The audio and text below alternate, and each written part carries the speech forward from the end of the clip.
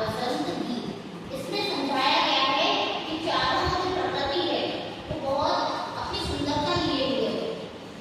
वो इस सुंदरता से प्रभावित होकर माता सरस्वती से बोला जा रहा है कि आप अपनी दुनिया को बचाइए। इसके जो सुंदर मनोहर स्वर है वो हमें सुनाइए, ऐसा कहा।